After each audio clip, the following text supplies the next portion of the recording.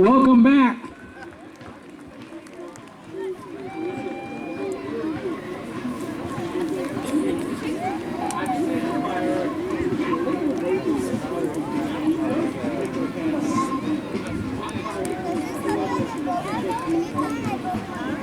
There's been several questions over what battle is being represented here today.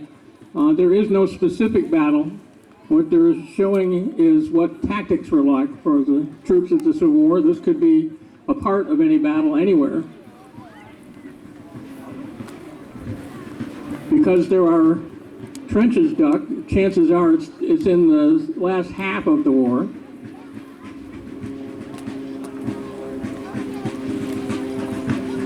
The soldiers will, on both sides, will form up and fire at each other in two ranks, the front rank and the rear rank, which is the tactic of the time called Napoleonic tactics, which were developed during the time of Napoleon in the early 1800s,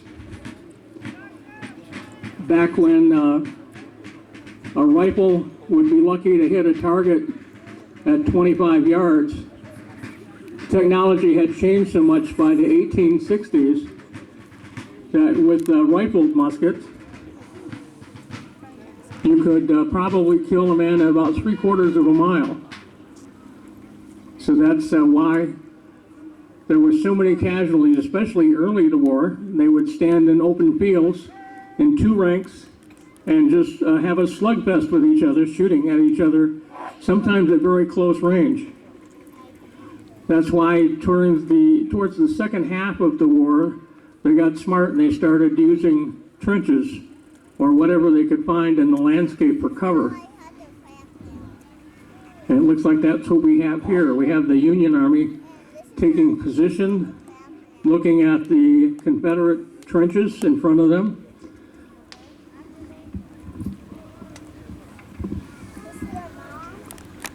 As we mentioned earlier, the uniforms are exactly the way they were. They used the patterns to recreate the uniforms of the time. You'll notice the Union wearing the dark blue coats.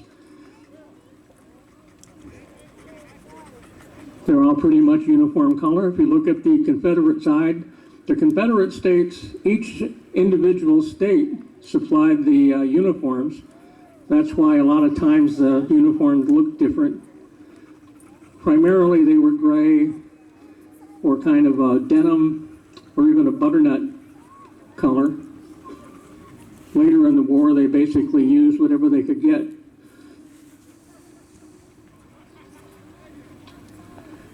You'll see in the Union side, there are some red uniforms wearing a red cap, and they have red pants. Those are the Zouave uniforms, patterned after a French uniform that General McClellan of the Union Army saw and really liked, so he brought over here and had some of the troops here in the regular army dress as Zouaves. It was very popular during the Civil War, but you can also imagine too that wearing the red like that, it makes a very good target.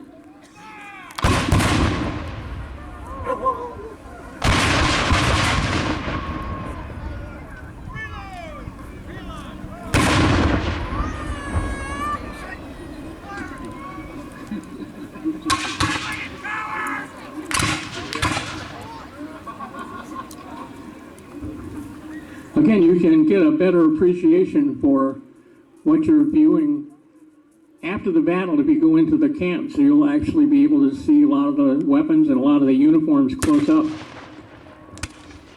I'd like to maybe draw some attention to the artillery. In the artillery camps, they'll be able to tell you the different kinds of loads that they use. Some of the loads would contain several dozen small lead balls, turning those big cannon into huge shotguns.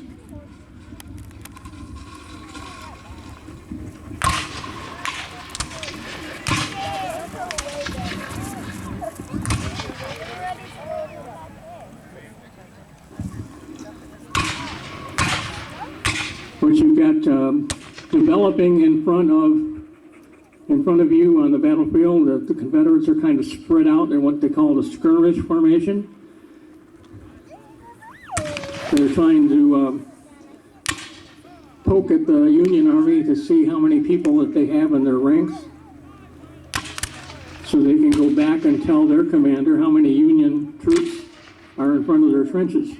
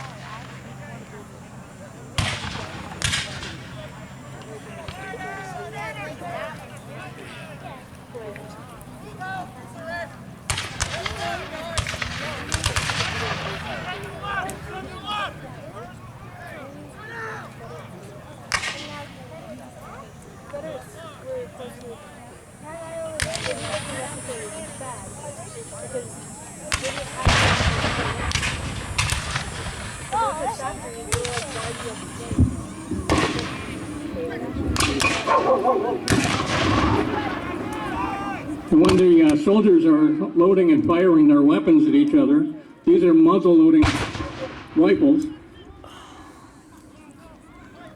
There's 9 distinct steps in loading and firing one of those things. And according to the Army manual, a trained soldier can load and fire a whopping 3 times a minute. Compare that to what we have today. They would take you can watch them as they do it. A soldier will take a cartridge out of a cartridge box, which is sitting on his left hip, and he will bite the bullet and tear the cartridge open and pour the powder down the barrel, and then place the bullet on top of it, pull out the ramrod, ram everything down to the bottom of the barrel, and then he will take something off of his right hip, a little pouch called the cap pouch, which is a little copper cap that will go over. It goes over a thing over the firing chamber. When he pulls the hammer back, it will hit the cap, which will cause a spark to go into the firing chamber, igniting the powder, and then that shoots the weapon. It shoots the rifle. And then you have to do it all over again in order to fire a second time.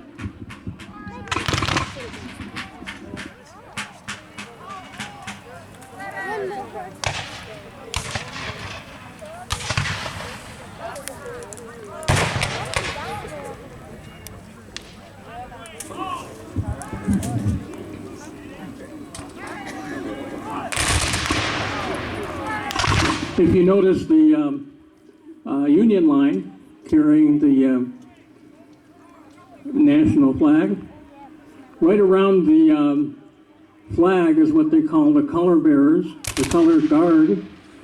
There are between 6 and 9 guys whose total responsibility during the battle is to protect that flag. That flag notes where the regiment is supposed to be. So as you can see, and as you can hear, with all of the gunfire going off, it might be difficult to hear some of the orders that are being shouted out. But if you can look and see where the flag is, you know where your line is supposed to be. If the flag goes forward, you go forward. If the flag stays, you stay. If the flag goes into the rear, then that's where you have to go. Those flags are 6 foot by 6.5 feet, and they make a great target, don't they? There are a lot of color bearers that were killed or wounded during the Civil War for carrying the flag, because the other side knows how important the flag is for the regiment. And if they can knock down the person carrying that flag, it might cause some confusion. And it's the job of the other people in the color guard, if the flag bearer gets shot and drops the flag, it's their job to pick up the flag and continue to wave it.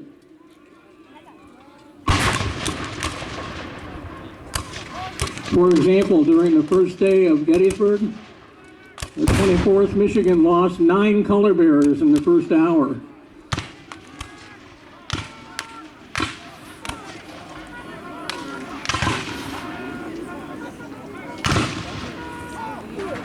And again, if you want to learn more about the flags, at 4 o'clock down in the band shell, the man that knows more about the flags in Michigan than just about anybody, Matt Van Acker, will be there at 4.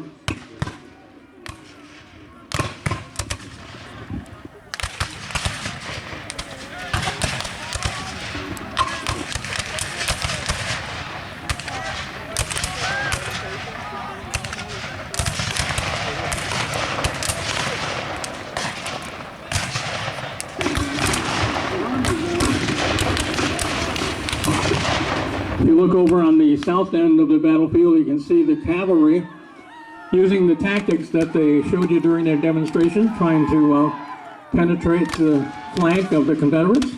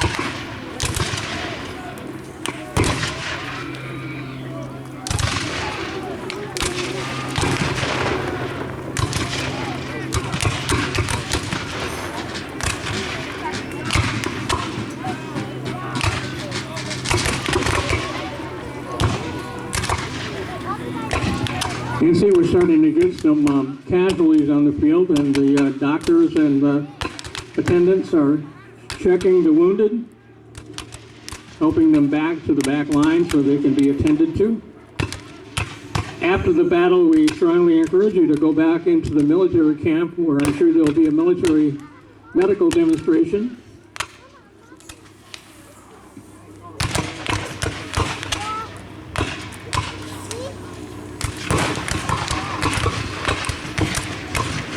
So we were talking about the flag for the infantry. The flag for the cavalry is slightly different. You can see the flag for the cavalry follows the commander around. So if somebody has a message, they know where to find him on the battlefield.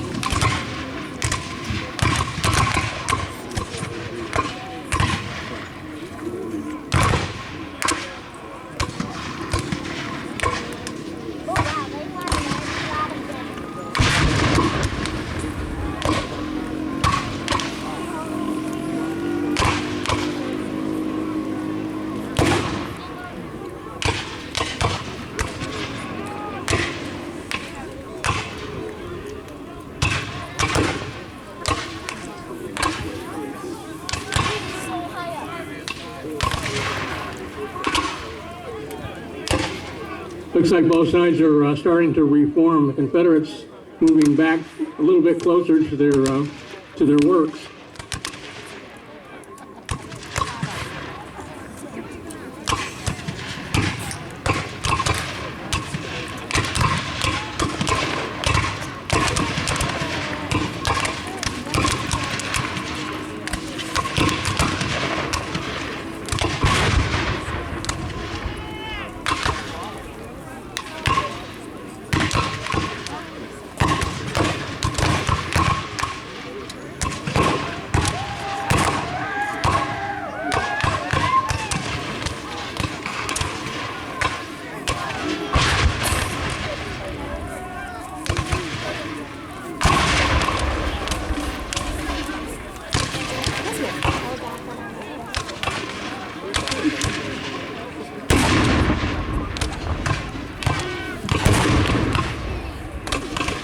Now the Confederates are falling back into their works.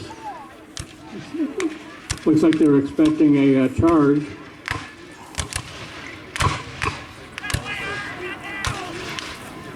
Mike, yeah.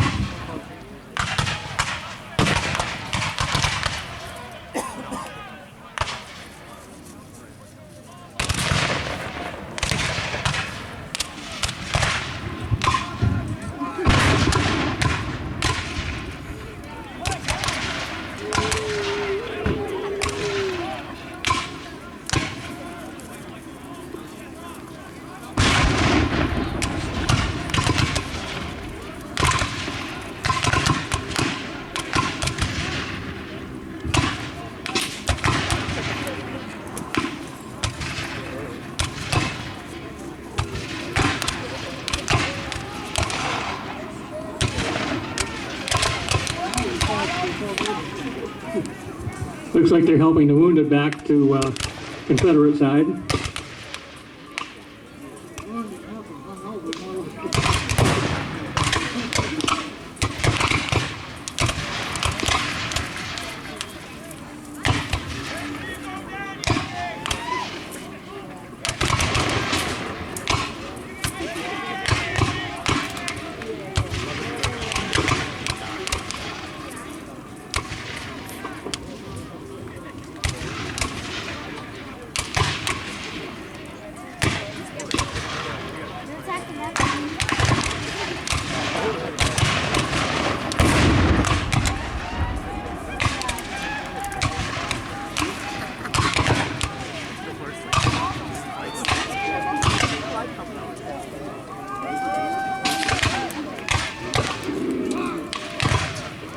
Looks like the Union has decided to reform. Of course, drawing some cheers from the Confederate side.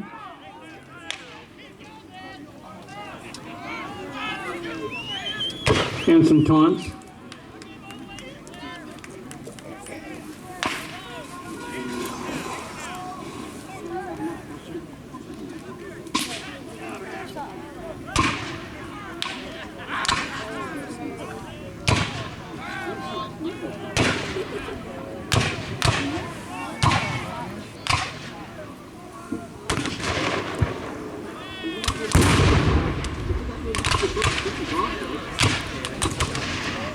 That artillery round just took out some Union soldiers.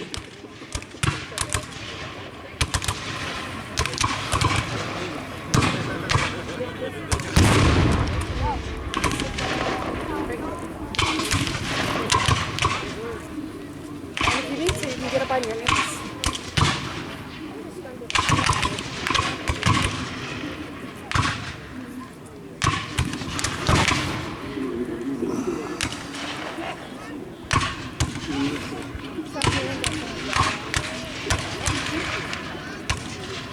We got the Union soldiers and the Confederates over here.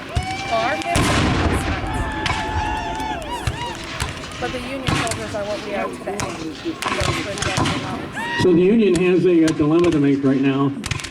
Are they going to try to charge the works, or are they going to reform and try to charge another time?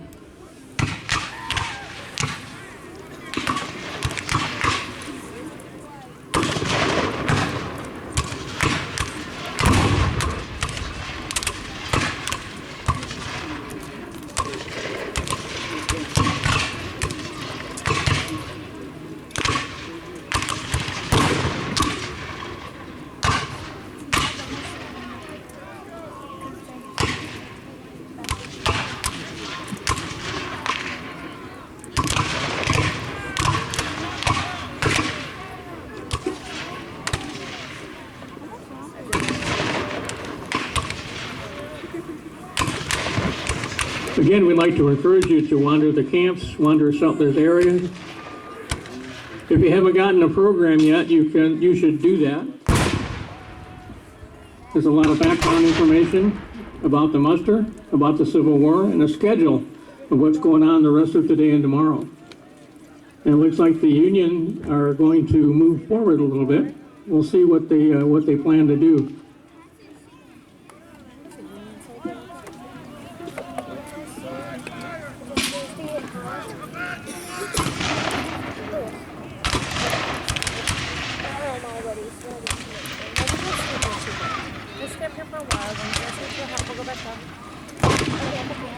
Yeah, and then we can have stuff and go to our house with dress. Again, coming up after the battle, I'm sure there's going to be a military demonstration somewhere in the Union and Confederate camp. 4 o'clock is a talk about the battle flags at the band shell, and 6 o'clock, the city historian, Linda Haas, will be talking about the Underground Railroad. That'll be at the band shell as well. And if you haven't seen it yet, or seen it before, the grand ball is at 7 o'clock over on the driving range.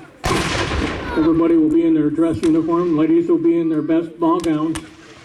And they'll have period music and dancing, the dances that they had in the mid-1860s. If you're into photography, it's a great photo op.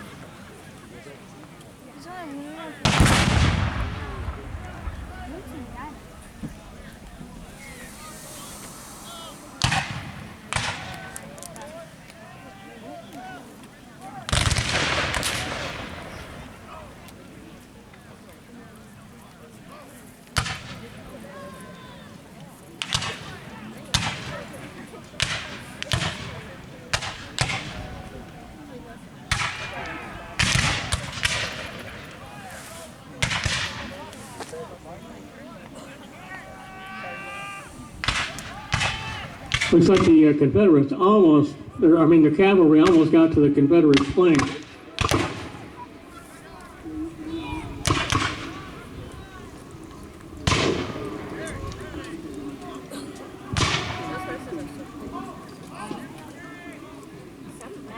They're trained.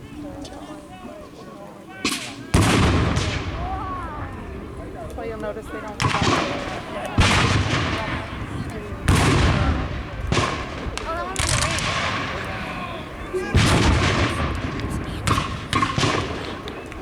This is an outdoor event, you know, if you want to cheer on your favorite side, feel free.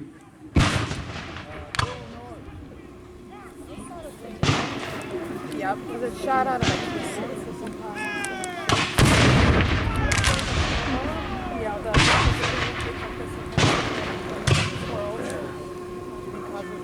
And it's funny.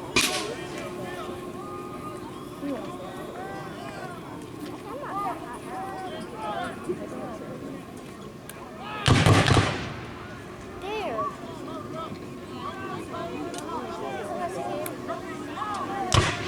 Oh my gosh.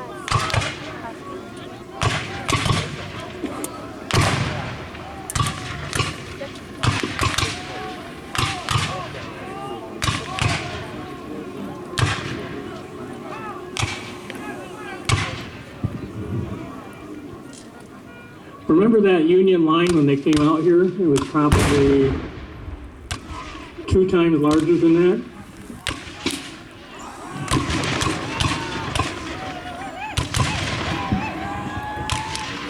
They've been taking a lot of casualties.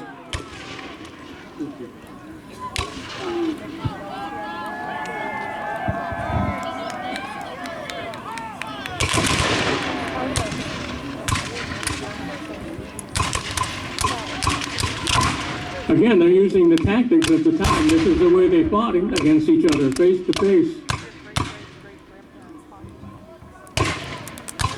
That's why the casualties were so brutal.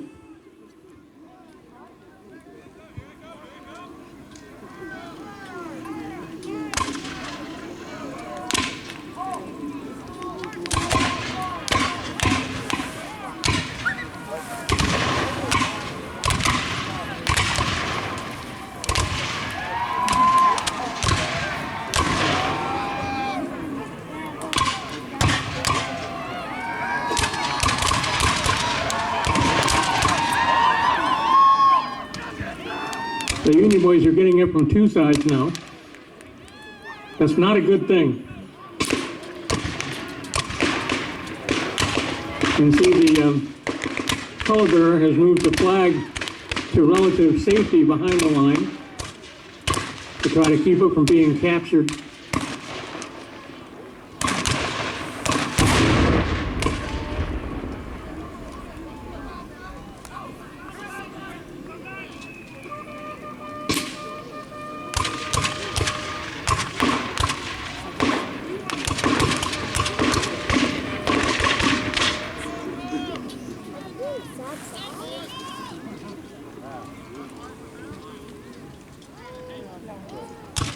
Looks like the Union strength has practically depleted.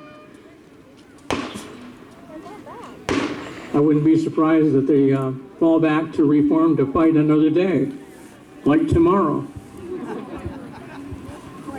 Same time, same place.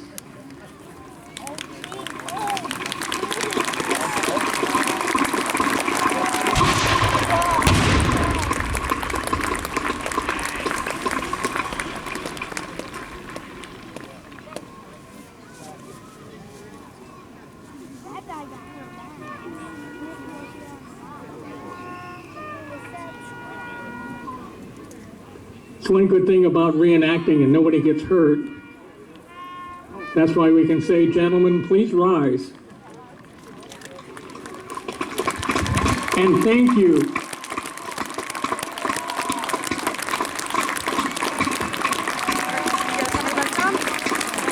Just because the gunfire has stopped for the time being doesn't necessarily mean it's over, because it's not.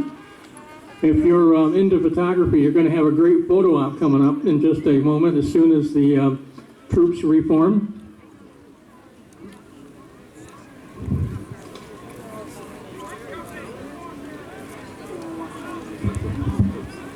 We understand that many people watching the battle today had requisitioned some of the white chairs from the band shell.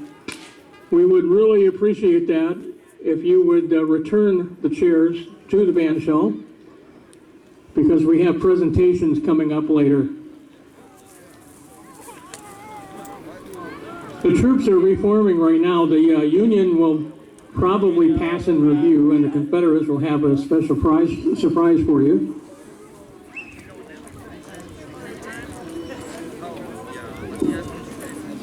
And don't forget the donation buckets as you leave, and we thank the ROTC. We also like to thank the Boy Scouts for their help in putting this event on. I gotta find my dad and say goodbye. We'd also like to thank all of our sponsors while we got a minute, especially to Trips Auto Collision, major sponsor, the Hearst Foundation,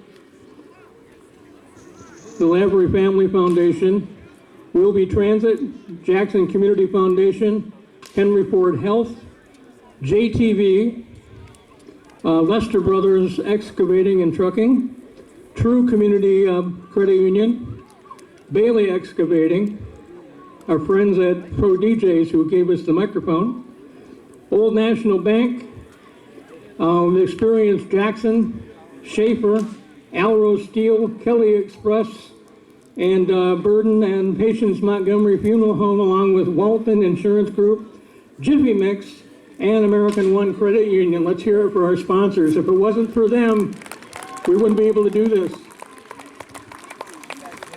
And if you happen to do business with any of those sponsors, tell them thank you for sponsoring the muster. We'd like to do this again next year.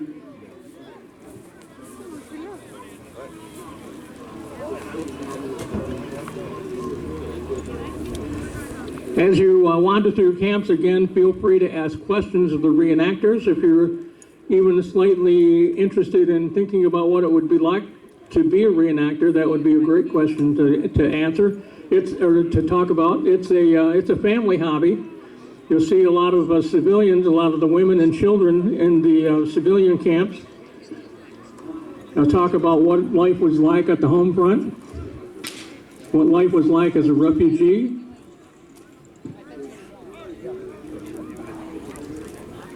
So there are reenactor groups all over the country, so no matter where you are, you can probably find a group nearby you.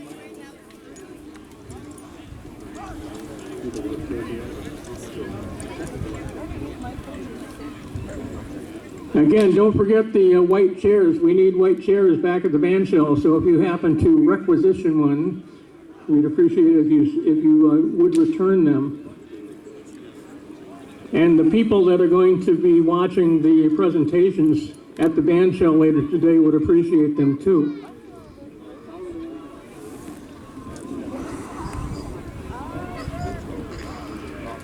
Don't forget the donation buckets. And please stay off the battlefield until after the soldiers have cleared. What they're doing right now is making sure that all the weapons are cleared and they're safe. There could be some misfires, so they're making sure that all of the weapons are unloaded and safe before they proceed.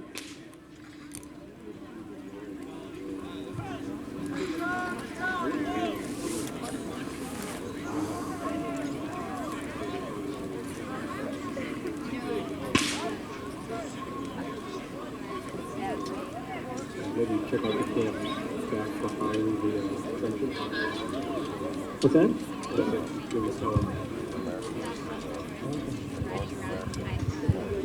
In case you hadn't seen, back behind the tree line, there's camps back in there too. If you'd like to take a stroll over that way, there's a lot of shade over that way too. The troops will be passing in review in front of the yellow safety tape in just a moment as they make their way back to camp. The Confederates always give us a little bit of extra show before they go back to their camp too.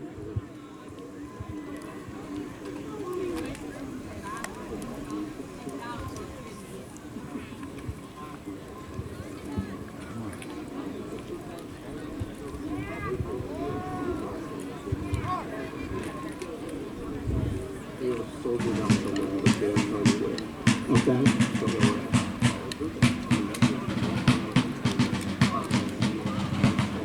Get your cameras ready.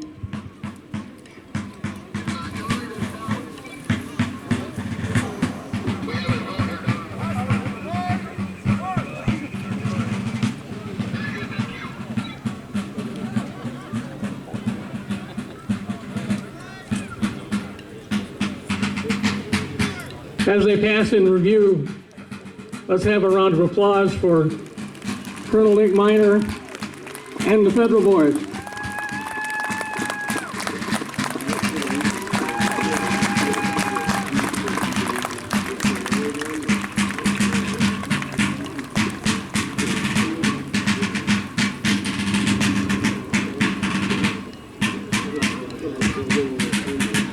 Since and we have the cavalry following.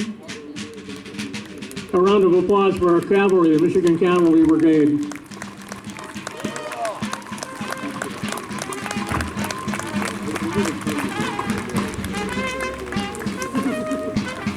The position they have their swords in are present arms, which is a salute to you and thanking you for being here.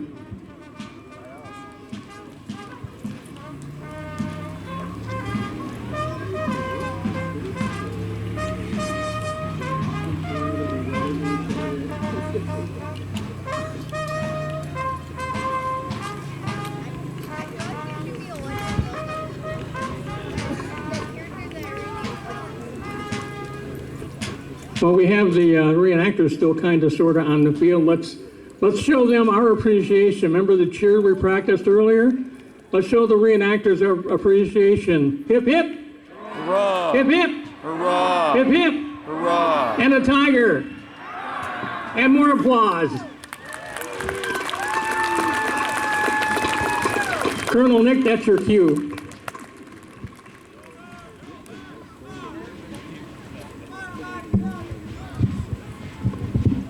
You ever wonder what it was like to be on the receiving end of a battalion shooting their weapons at you? I think you're about to find out.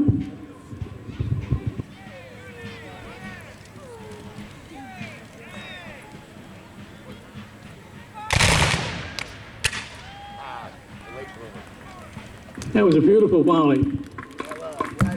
Yeah, let them know.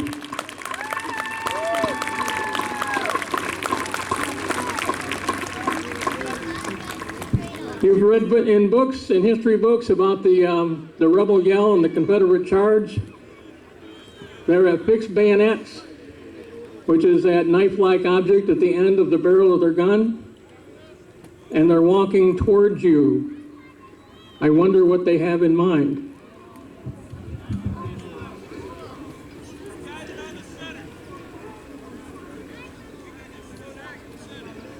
You will see what it's like to be on the receiving end of a bayonet charge with a rebel yell.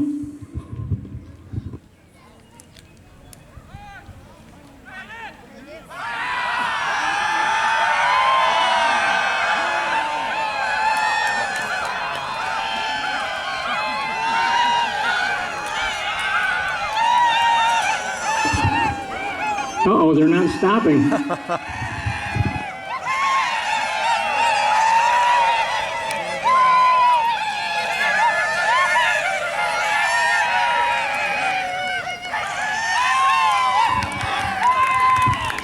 All right, let's hear it for Colonel Nick Medich, coming back to Jackson once again. Nice to see you, Colonel Nick, and the Confederate boys. Thank you so much for the weekend. We'll see everybody tomorrow. Don't forget the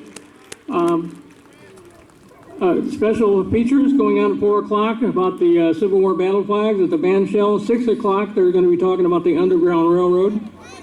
The grand ball starts at 7 tonight over on the driving range, and at 9:30 tonight, they'll be, you wanted to see what it's like to fire the artillery pieces off when it's dark. It's really cool.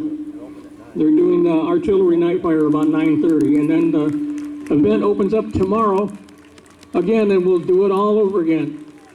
Thank you for being here.